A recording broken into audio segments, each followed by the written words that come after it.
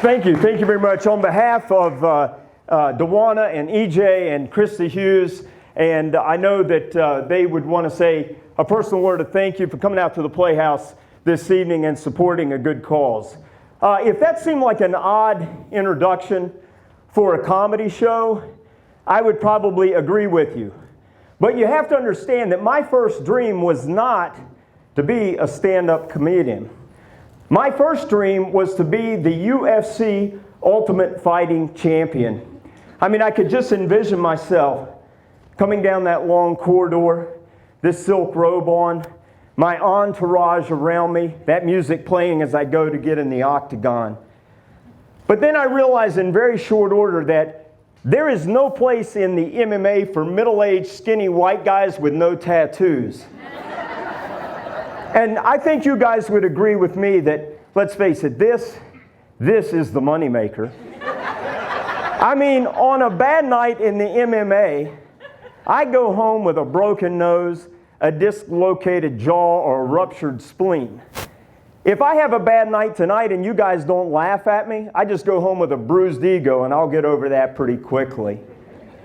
You know, I don't know how many of you, by show of hands or applause, how many of you were here the last time when I did the show? Oh, 7 of you, thanks. So my fan club is out in full force tonight. That's good to know. I got 100% participation from then. You know, I also started thinking about that MMA thing. I thought, you know what? I'm a lover, not a fighter. And my wife will tell you, I am terrible at loving. And I'll tell you, I'm worse at fighting, so I thought I'd better do the comedy gig. It's been a long time since I've had little kids, and even longer since I was a little kid. But I remember when I was young, my mom and dad would throw my sister and I in the back of a 74 Chevy Impala wagon, and we would drive from here down to Florida to visit family. Not once were we in a seatbelt. We were in the back of that thing fussing and fighting and wrestling. You know, remember how long those cars were? There was no way they could get to us unless they stopped the car. Then we knew we were in trouble. So we drive all the way down there, not a stitch of seatbelt. Now, if my wife and I want to take our granddaughter somewhere, we have to 6-point harness her in like a NASCAR driver. I'm telling you, Neil Armstrong was not this buckled in on his first trip to the moon. I tell you what, after we got down to the beach, I would rather plan another D-Day invasion on the beaches of Normandy as I would to try to take a 7-month-old to the beach for 3 hours. Now you got to remember, when I was young, that we didn't have videotape. It was actually Super 8 movie film. So my dad would video my sister and I all the important things, the birthdays and everything. Well, I told you that he was a little bit frugal. So there was one year, or several years, when I was about 4, 5, 6, 7 years old, that each year in the birthday movies, I had the same birthday suit on. My dad caught me in my birthday suit 4 years running. Now, it's not what you're thinking. It was an actual suit. It was a little blue suit with a red bow tie. And when we go back and watch those videos, the only way we know which birthday it was is if we were lucky enough to see the cake and be able to count the candles. Or if you got a good shot of my sleeves that particular year. Because as you might imagine, each year, that jacket just kept getting a little bit shorter and shorter. Looking back, I thought, well, at least I look good with those haircuts that he was giving me. But actually, I think I looked more like a miniature Pee Wee Herman. La la la! I love that story. So, my dad absolutely hated. I just did that. That wasn't in my script. Now, you got to remember, when I was a kid, we had 3 channels. I know if there are any millennials in the house tonight, you are not going to believe that we had 3 channels and they went off at midnight. You remember? The national anthem would come on, the TV would go off, and wouldn't come back on till about 7 o'clock the next morning. Now, I go over to my dad's house, that TV is on 24/7. That, and he can't hear well, so it's up so loud, you can't have a conversation with anybody else in the house. I go over there, and it's always the same show. Andy Griffith. I don't know what in the world he thinks. He's seen these episodes 100 times each. I don't know why he's watching them so intently. Does he think that he missed something the past 99 times that he may pick up this time? I'm not sure. But I've noticed as they get older, seems like the smallest things excite my parents.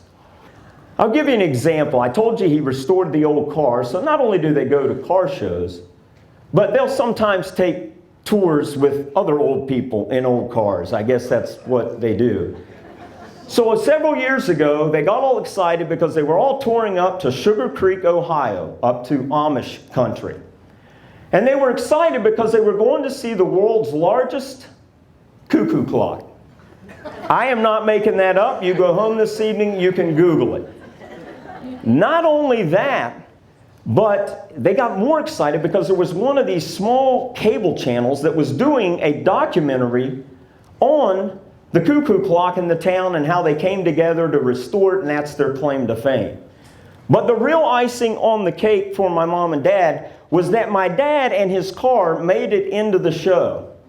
So now I have to go over and watch a half-hour documentary on a cuckoo clock so that I can see my dad's 8 seconds of fame.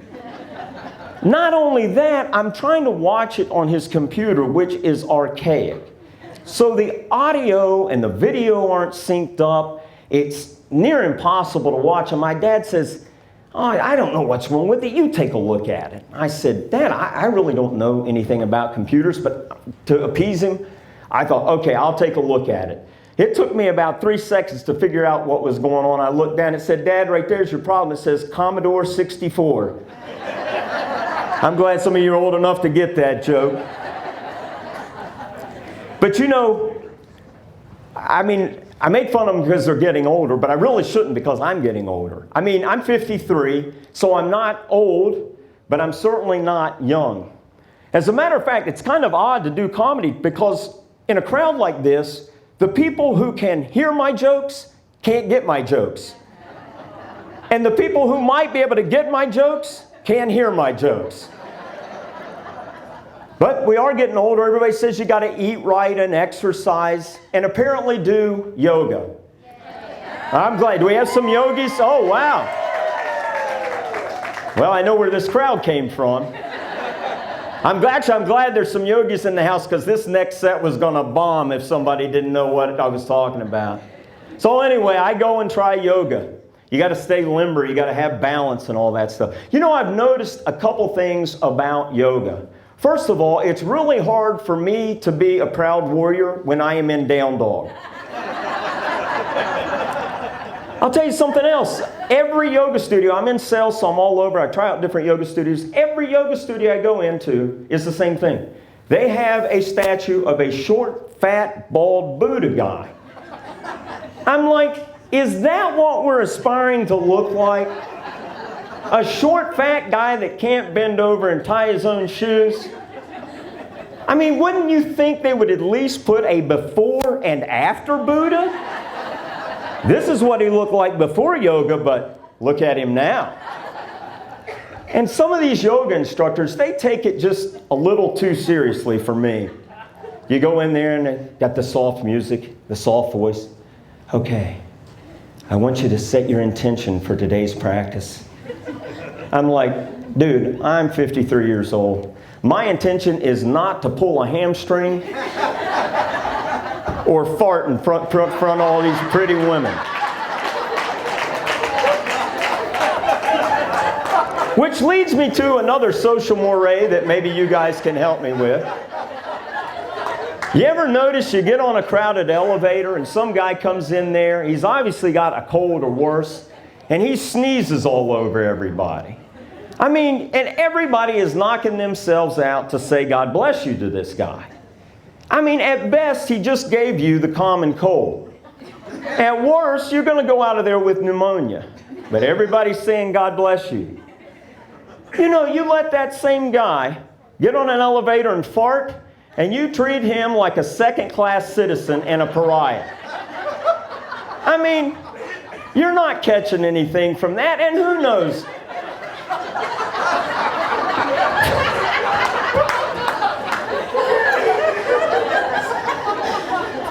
Fart joke, that's where I got you, right? I'm Gage, I got to read the room a little better. And who knows? Maybe this guy's got IBS. Doesn't he deserve a God bless you, for heaven's sake? If you haven't figured out this far into the show, I was a handful in school. I had never got in serious trouble, but I got in a lot of trouble. I was always mischievous, always at the principal's office. I'd like to think he just liked me, but I'm not sure that was the case. But you know, looking back, I probably would have been diagnosed with ADD. But really, at that time, we didn't know what that was. They just diagnosed me as a BRAT.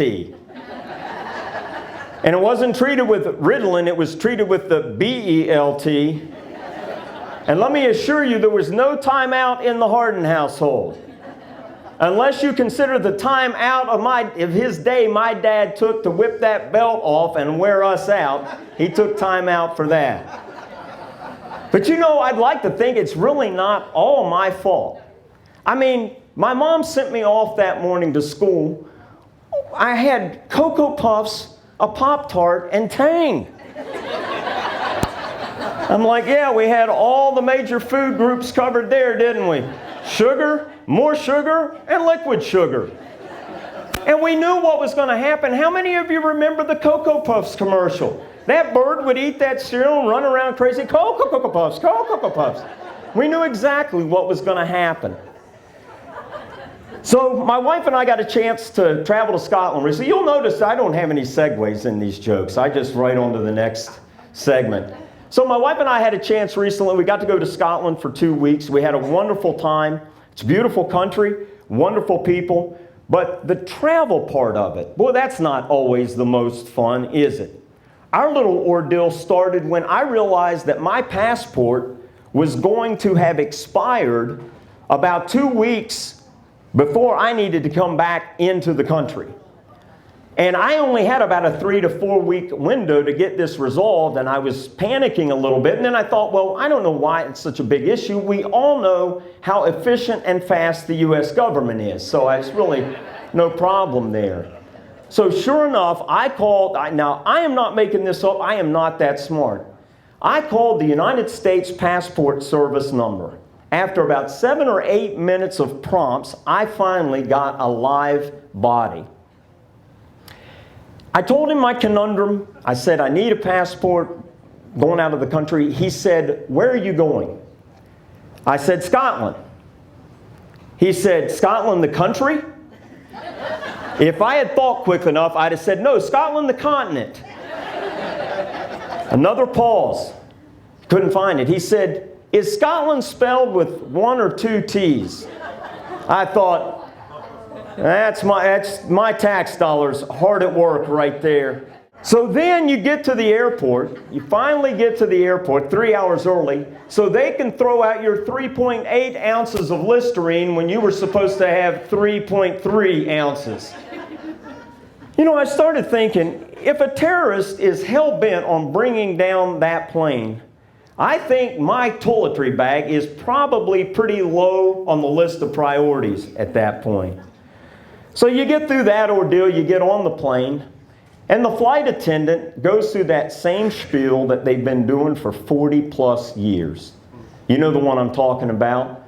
The oxygen mask coming down out of the ceiling, the seat cushions acting as a flotation device, and my favorite, the seat belt, in case you haven't ridden in a car that's been built since 1963. You know, I'm thinking if you don't know how to operate a seat belt, flying internationally on an airline at subsonic speed is probably not in your wheelhouse. I think they ought to make those people get off right there. And then, of course, we flew American Airlines. We had a good flight, but you know, it's always the same. Nobody listens to those poor gals. I mean, they've been doing this spiel for so long. And I'm thinking, unless you're going to tell me there is a giant parachute in the tail end of this puppy that's going to come out and float us down in case of an engine failure, I'm not listening either, because we know this other stuff doesn't matter. So then the pilot's got to come on and give his little spiel. This is your Captain Mike. I'll be flying with your co-captain Tom as we take you over to Scotland.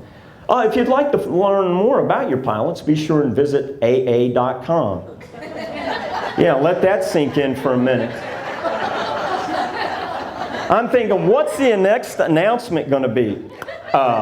This is your Captain Mike again. I just want to let you know when we reach a cruising altitude of 30,000 feet, the flight attendants will be coming through the cabin with a mixture of mixed drinks, and we're hoping that you'll throw one back with me and Tom as we celebrate our finishing the 12-point AA program. So then you finally get to your destination.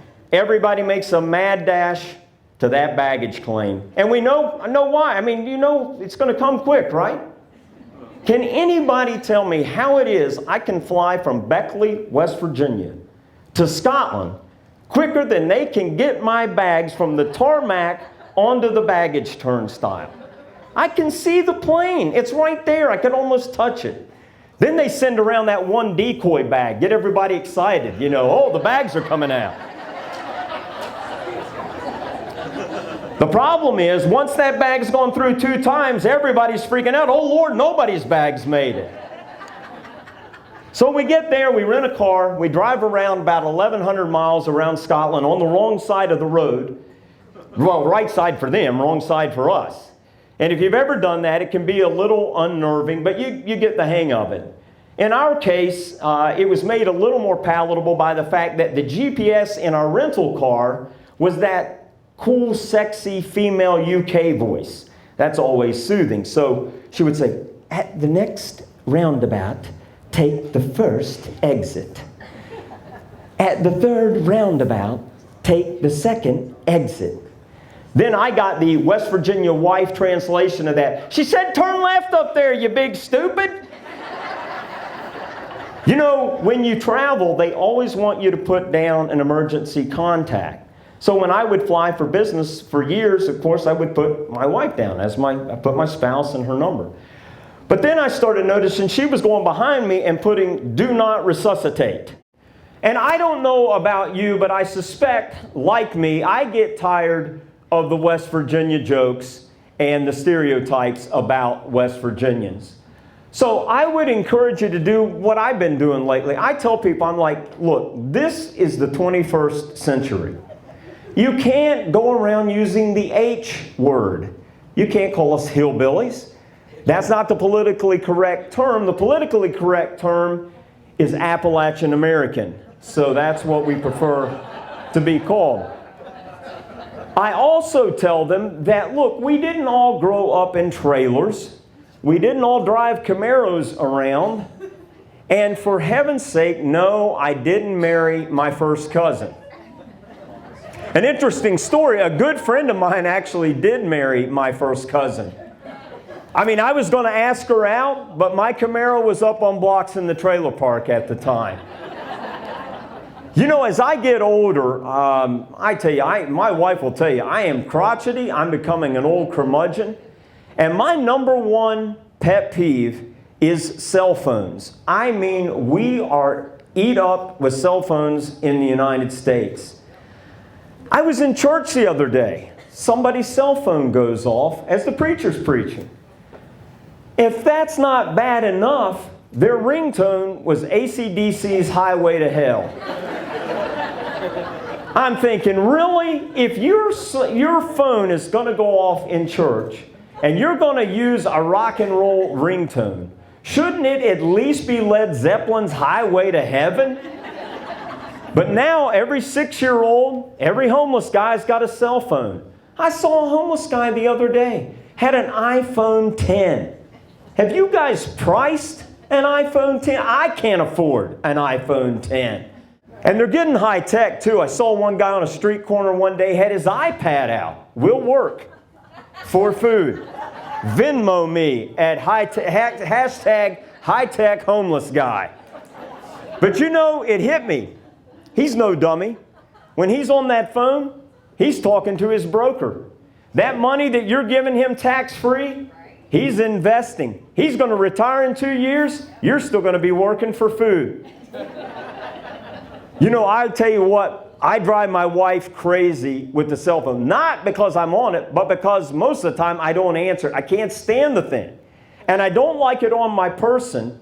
So I just, if we go to a restaurant or something, I lay it on the table. And then we leave, and I'm like, where's my phone? Where's my phone? Where did I put my phone? Where's my phone? Can you imagine asking that question 40 years ago?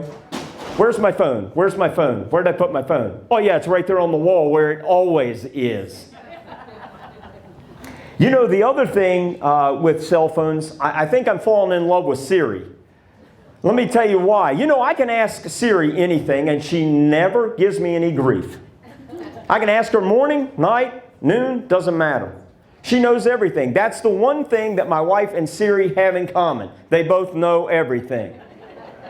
But I can say, Siri, what's the temperature going to be in Tahiti tomorrow? She'll say, the temperature in Tahiti will be 87 degrees. Now, if I were to ask my wife that same question, it would go down something like this. Hey, hon, what is the temperature going to be in Tahiti tomorrow? What? How do I know what the temperature is going to be in Tahiti tomorrow? Why do you want to know the temperature in Tahiti? You got a little girlfriend you're going to go down there and see? Shut up and leave me alone. But you know, if you go to jail, I don't recommend it, but if you go to jail, they take all of your possessions, including your cell phone. Then they play that little game with you where they tell you that you can make one phone call. Really? How many in here have memorized a number in the last 20 years? Every important number that you would need to call in that scenario is in that cell phone. I don't know about you, but unless somebody happens to answer at the other end of 8675309, I'm glad you guys got that joke. I am out of luck. Hello, Jenny. Jenny, you don't know me, but I need some bail money. Which is actually a good segue. This is the one segment I do have a good segue, and that is into the 80s music that I grew up with. It's the music that I loved. It's the music I still love today. I still listen to it. But I will say this. I do listen to it quite a bit differently as I've gotten older. Let me give you some examples. You guys remember the song by the Players, Baby Come Back? Anybody remember that song? Baby Come Back? You can blame it all on me. I was wrong and I just can't live without you.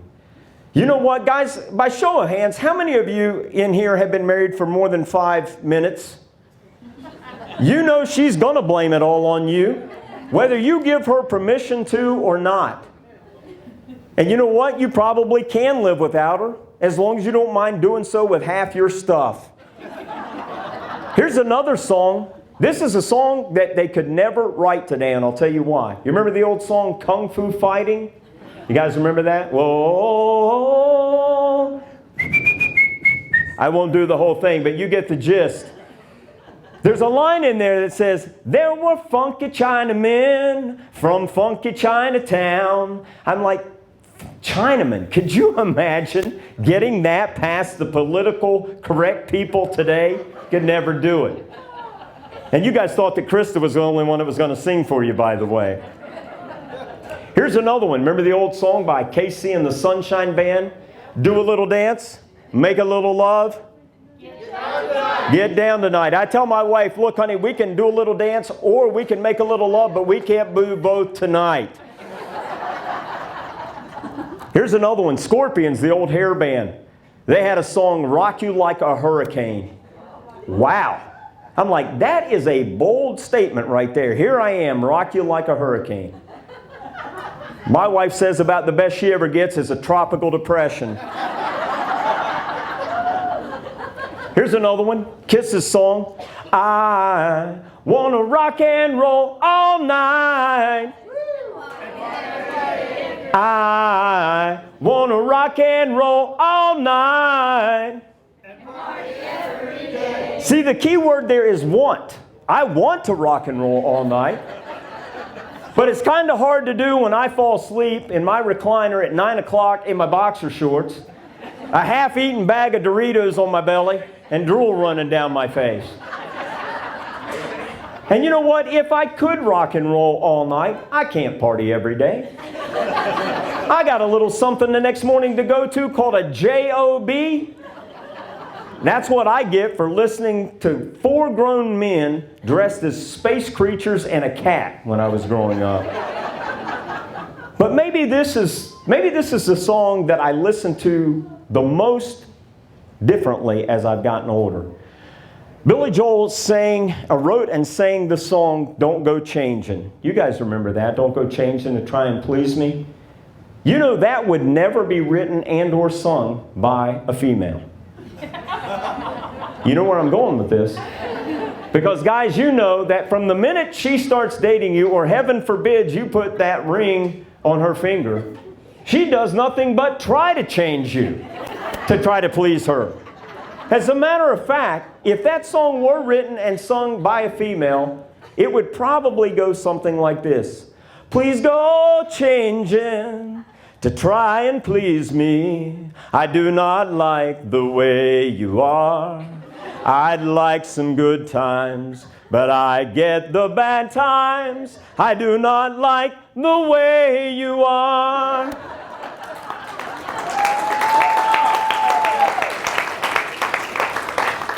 Speaking of old music, here's another thing. You know, all the old groups that we grew up with, especially the super groups from the 70s and 80s, you know, a lot of them are still touring, but they're not the same group. So if you come to me and you tell me, I got tickets to go see the Eagles, I'm like, no, you really don't have tickets to see the Eagles. Because Glenn Frey's dead, and he was the founder of the Eagles, and it's just not the same group. Now, I don't know how many of you know this, it's true, Vince Gill is the lead singer for the Eagles now. And nothing against Vince Gill, they say he does a wonderful job, but you're not going to see the Eagles. Here's another one. I was never a fan of the Grateful Dead, but my daughter loves music and they go to concerts everywhere, anywhere, all the time. And they went to see the Grateful Dead a few years ago, and John Mayer was playing with them and was the lead singer.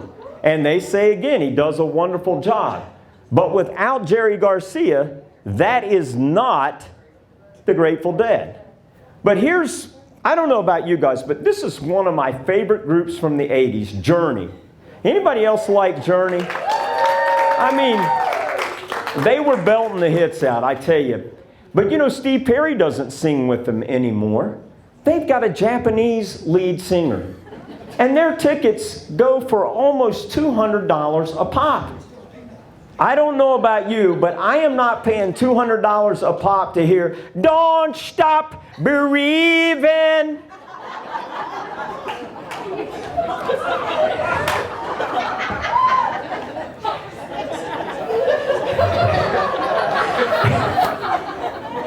Here's a gig I wish I'd have known about when I was in college, because I sure would have pursued it.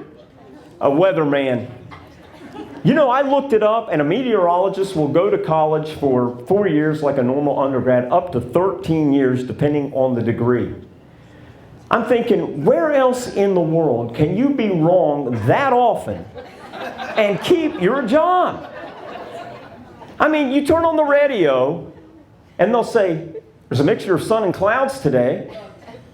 I'm like, yeah, we got that. Could you be a little more accurate, AccuWeather? Maybe it should be in AccuWeather, I'm not sure. But if you think about it, that would not work for any other profession. Could you imagine going down to the bank? So, Mr. Bank President, how much money do I have in your bank? Well, you got a mixture of coins and cash. Or, what do you go to your doctor? All right, doctor, what's my diagnosis? Well, you got a mixture of common cold and a tumor. See, it just doesn't work with any other profession. You know, people always ask me, like, where do you get material? And I get that question a lot. And I think that if you talk to anybody that does any stand-up, what you'll find is every one of them's got a little bit of a warped sense of humor. So they see things that might not otherwise be funny to people. Here's one. I drive a lot with my job, and so I see all kinds of different signs. And I want you to notice, if you've never noticed, you go into a small town, And the smaller the community college, the longer the name of that community college is. I saw one day, it said Northeast Technical Community College Southern Campus. I'm thinking, could you imagine being a cheerleader for this group? Northeast Technical Community College Southern Campus, hey, give me an in. I got all night, folks, give me an in. Give me an O. By the time you got done, the game would be over. Here's another one. I was at a meeting one time, going out to eat with some buddies of mine. And on the way to our restaurant, we saw a restaurant that said Ethiopian cuisine. That was my reaction. I thought, what is their tagline? Come hungry, leave starved?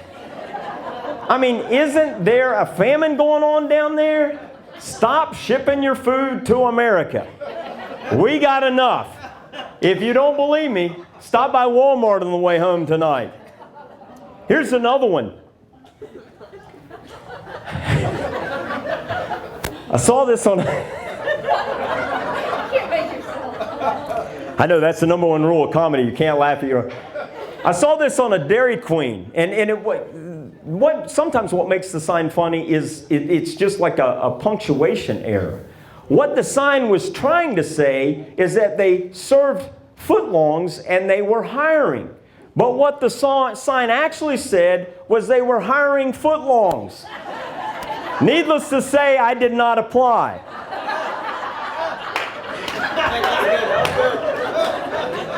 Here's one I saw. I was driving out. I was somewhere out in the country, and I saw this big farm, and it had a sign that said, pick your own strawberries.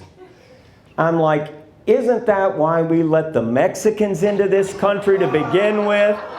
Oh, really? That's where I draw the line. That's where I step over the line, the Mexican joke. I'm sorry, I'm not going to let the Mexicans pick my strawberries. I'm going to let them pick my blackberries. Have you seen the thorns on those things? Here's another place I get material from commercials. There's a commercial out now. I know there's a ton of websites for dating, but I saw one the other day that I hadn't seen. It's elitesingles.com. It's for the highly intelligent individual. I'm like, if I'm ever going to find someone to go out with me, she cannot be highly intelligent. Here's another one. Around Christmas, you'll hear this sometimes. It's called Man Crate. It's a gift concept. This is true. So the gift, they have different themes, but the gift comes in a wooden box with a crowbar so your man can feel manly when he opens the gift. I'm like, really? That's too much work. I don't like taking a bow off the package on Christmas morning. My wife got me one of these a couple of years ago. I couldn't pry it open. Needless to say, I didn't feel very manly. Here's another one. Donate your car for the Heritage for the Blind. Yeah, think about that one for a minute. I don't have an old car, but I'm going to buy one. I'm going to buy a $500 jalopy. And I'm going to tell them that I'm going to donate it on one condition.